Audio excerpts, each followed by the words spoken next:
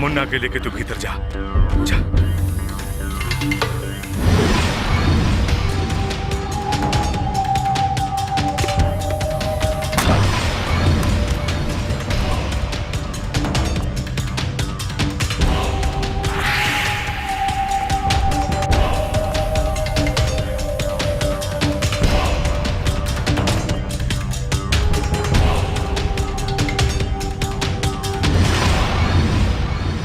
जेल से इतना जल्दी कैसे छूट गईल श्रीधर?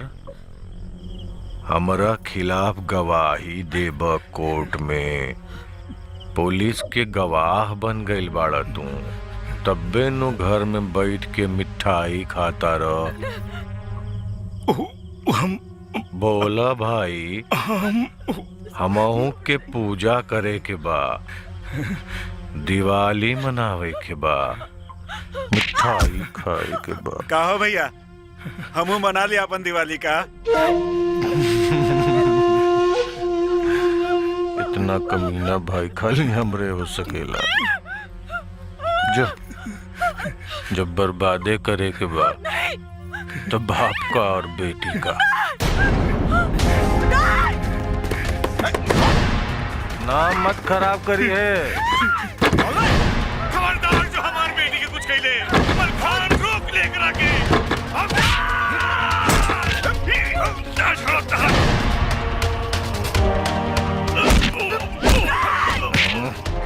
मुन्ना यहाँ चुप जा, निकलिए मत।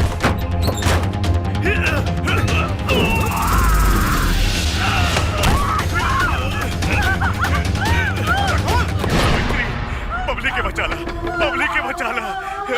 खोल दरवाजा।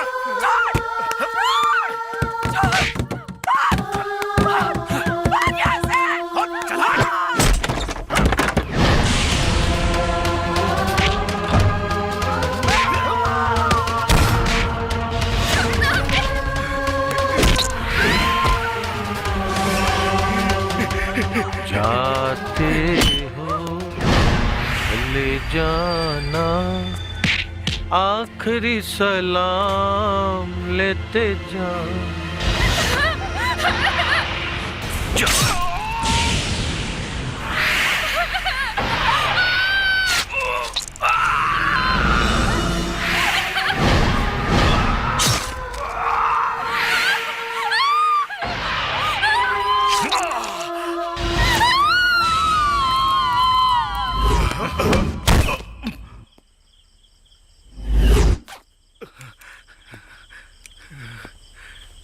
चलो सन।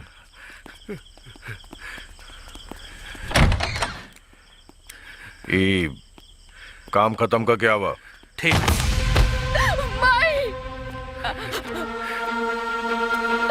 बाबूजी, बाबूजी, बाबूजी, बाबूजी, बाबूजी।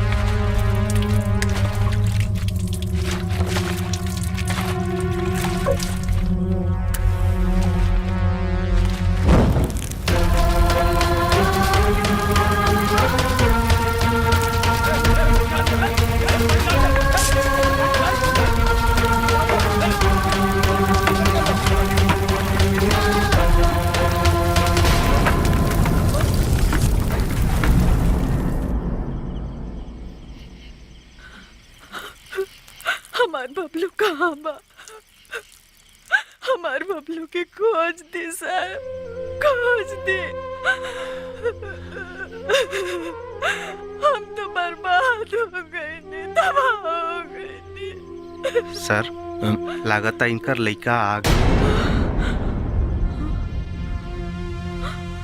सावित्री बहन, हम आपके बबलू के खोजे के पूरा कोशिश करत हनी। झूठा दिलासा मत दी साहब, झूठा दिलासा मत दी।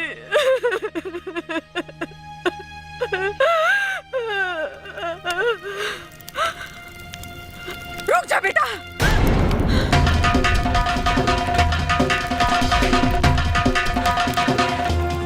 कसम खा बेटा, कसम खा कि तू अपन माई के दूध के कर चुकेबे।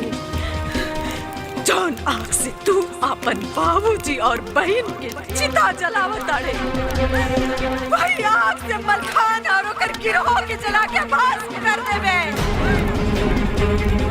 कसम खा, कसम खा।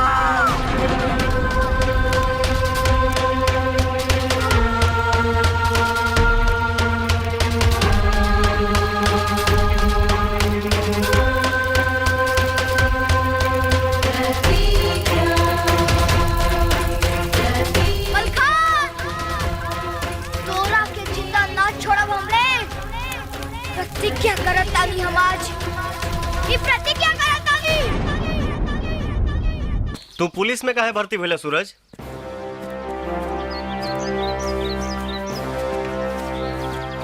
जुर्म के मिटावे खातिर मुजरिमन के देखिला तो हमरा देही में आग लग जाला। और जहाँ भी पोस्टिंग भइल मुजरिम मिलने की उनका की बस। अरे हमने सब लूट गई हमने सब। शांत रही, सबे शांत रही, कहीं ना जाई आप सबके गहना। ए, चारों तरफ के दरवाजा बंद कर दसन और बाहर के जितना भी आदमी बा सबके एक एक करके तलाशी लसन। और याद रहे, एक भी आदमी छूटे के ना चाहिए। चल सन।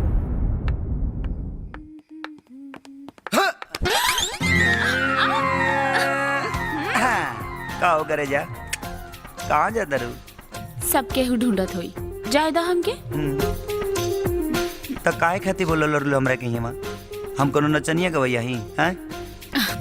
घर में शादी रहल, 2 दिन तो से मिल ना पाती, तो इहे एगो बहाना रहल हमरा लगे। अच्छा, तो जब बुलाइए ले ले बड़ू तो ठीक से प्यार तकाला। बाहर अब तोरा के हट। आप इजा क्या करतन मेरा बबनी? ओ इनकर प्रोग्राम के हिसाब किताब करत रहनी है। प्रोग्राम के भीतर बहुत लोग के गहना गायब हो गइल बा और सबके तलाशी लिहल जाता और इनहू के तलाशी लेवे के पड़ी। काजी यही इज्जत देवे खातिर बोलो लड़नी हम मीरा जी। सुना, इनकर तलाशी ना हुई, कोनो जरूरत नहीं खे। हमनी के बहुत बदनामी हुई बबनी, हमके हमार काम करे दा। ए चल। अरे बाप रे बाप, ई तो वह दशा हो गइल रे।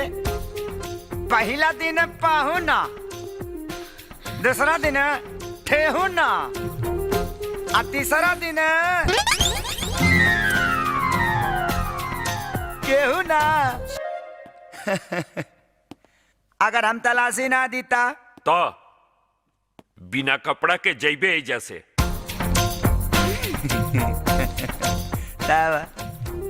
अब कहाँ सोना के गुली रख ले बनी, चेक कर ला।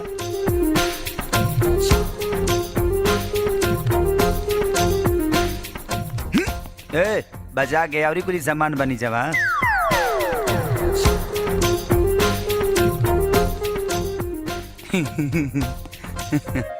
जिंदगी का अरमान पूरा हो गई।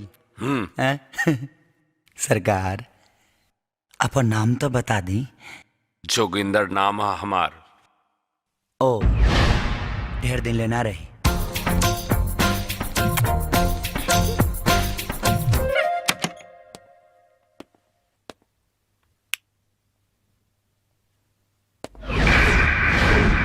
ए, कौन है रे?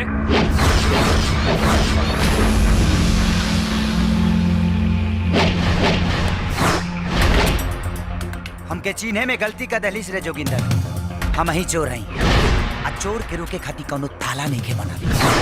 अबे साला, तू एजा कैसे आ गई रे? लड़की के सामने लड़का के बेइज्जत ना करे के चाहिए जोगिंदर। वो तब जब वो लड़का वो लड़की से प्यार करत होगे यहाँ लागेला यहाँ रे दिल पा। ये जाना तारे हमके हई जिंदा ना बच पैबे एजा से। जब काटे के दम होके ना तब भौंके के चाही कुकुर के, बुझलिस? तोड़ा के तो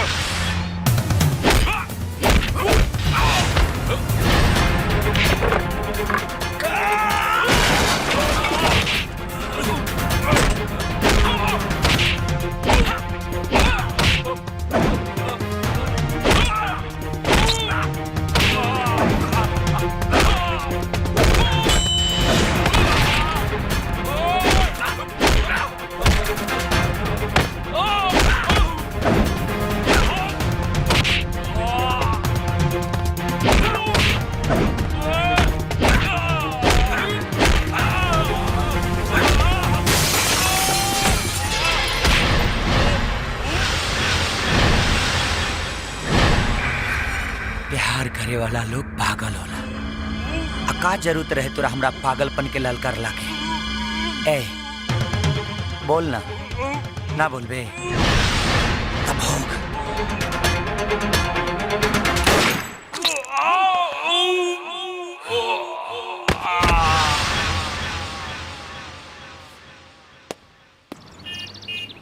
नया नया ड्यूटी ज्वाइन कैले बड़ा तोहन लोग, और हम हूँ बहुत बरिस के बाद इलाका में ट्रांसफर लेके आयल बानी एक खास मकसद से, और वो मकसद है मलखान,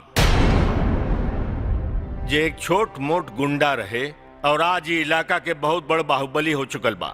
सरकारी अधिकारी से लेके एमएलए यहाँ तक कि मंत्री लोग ओकर मुट्ठी में बा। अवैध हथियार, जाली नोट, लूटपाट, जमीन पर कब्जा, हत्या, ऐसा कौन अपराध नहीं जो नहीं करत। बाकी ओकरा पकड़े खातिर कानून के हाथ छोट हो जाला। इस दरिंदा के पूरा साम्राज्य खत्म करे खातिर हमके आप लोग के सहयोग चाहिए, वो भी पूरी ईमानदारी और हौसला के साथ। यस सर। वेल देन ऑल द बेस्ट जेंटलमैन।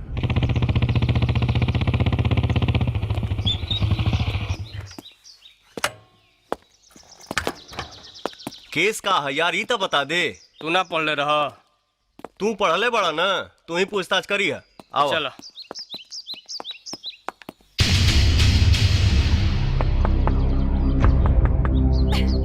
तोरा की तो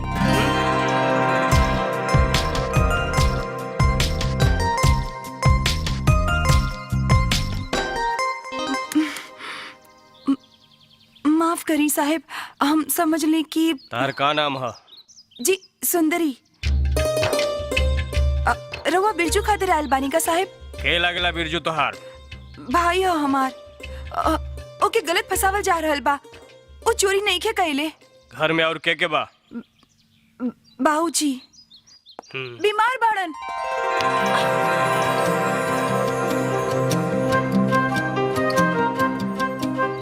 ओके छोड़ा तू, हम के बताओ। ऐ चल उठ।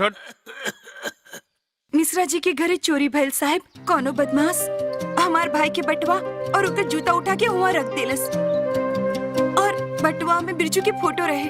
बस राउर लोग आईनी और हमार भाई के उठा के ले गईनी। बिरजू के दोस्तन के नाम का है? बिरजू। बिरजू के दोस्तन के नाम? बिरजू के दोस्त एक। साहेब हमार भाई के छोड़ दी, वो चोरी नहीं के कैले। हम का कर सकता नहीं सुंदरी? रउआ सब कुछ कर सकत नहीं दरोगा जी। अगर बिरजू के बटुआ जूता थाना से गायब हो अरे जाए। तू पुलिस के चोरी करे कहता रे? पुलिस के कोनो नया काम तो कहत नहीं कि काहे गरम होता भाई।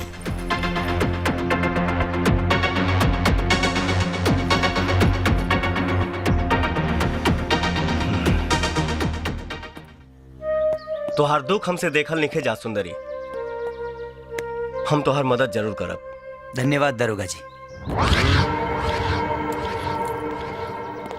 सबकर बयान ले ला। हाँ हो, चला चला।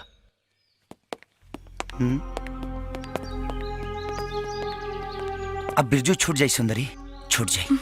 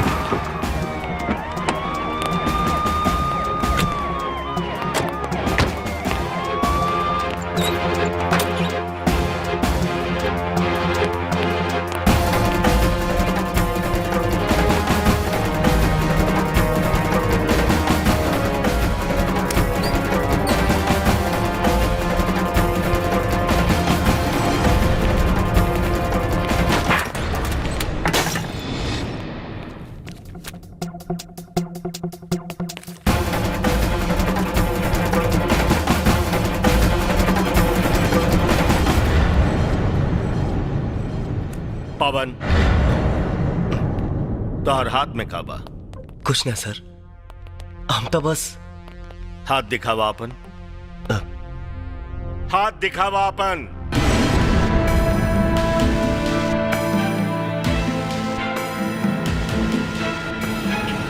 हे भगवान, सबूत मिटावे के कोशिश करते ले हैं।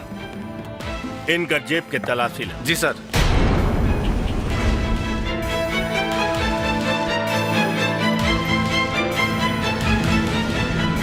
गहना? ओ, सबूत मिटावे खातिर घूस? वर्दी पहनला 2 दिन ना भइल और चोरी चमारी? अरे तोरा ऐसा आदमी कानून के बेस्या बना के अपराधिन के गोद में बैठा देला। हमार बस चली तो तोरा के बीच चौड़ा में खड़ा करके गोली मार देती।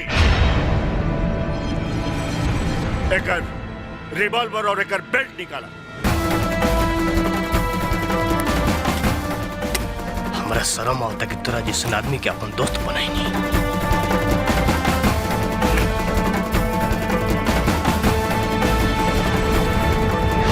साला पुलिस में भर्ती भई रही हम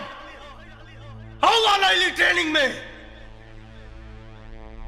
हुए पुलिस वाला नंगा करके साला हमके बाहर निकाल दे सन। ए सालन से तो हम अपन तलवा चटवाई, तलवा। सो जा बेटा, बहुत रात हो गई बा, सो जा।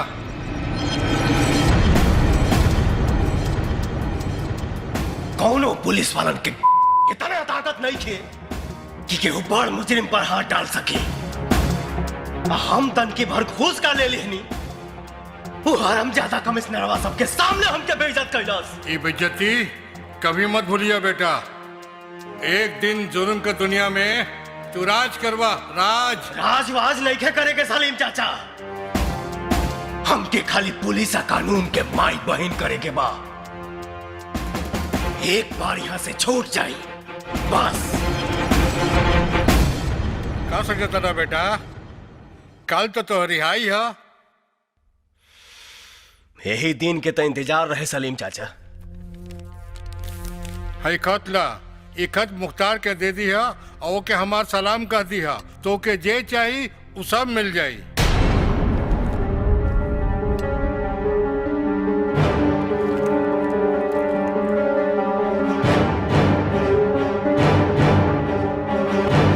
देखा भाई, जे एक बार जेल के सैर करके चला वेला ना, वो अपना ब्यादरी के हो जाला। तू जब तक चाहा एजी आराम कर सकेला, ठीक बा। जब तेरा काम करे के मन करी तो हमनी के काम के बारे में तो जानिए गल बड़ा। जब चाह ड्यूटी ज्वाइन कला। पहले तो हम अपना दोस्तन के पर्चे तो से देवल चाहता नहीं। इरले सूप भैया आदाब। दाब दाब।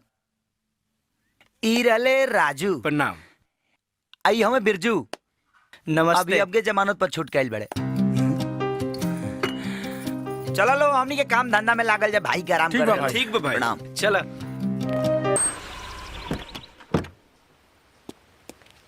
सलाम भाई। सलाम।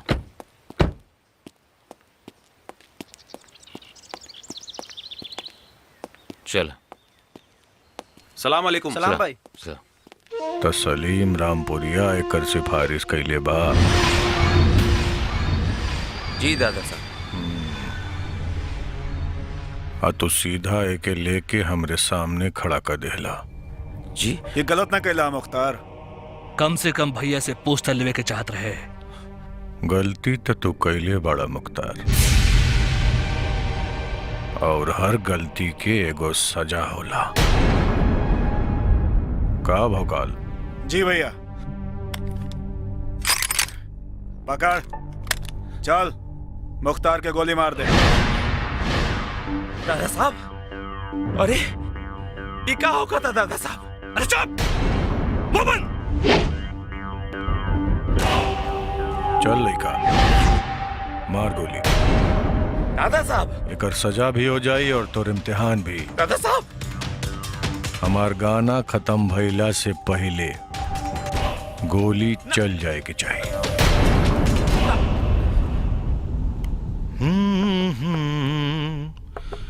कुछ अजीब थी दादा साहब, ये शाम भी अजीब है। दादा साहब रोक ली, दादा साहब रोक ली, दादा साहब। दादा साहब, वो कल भी दादा साहब, पास पास दादा साहब रोक ली, दादा साहब। दादा साहब, वो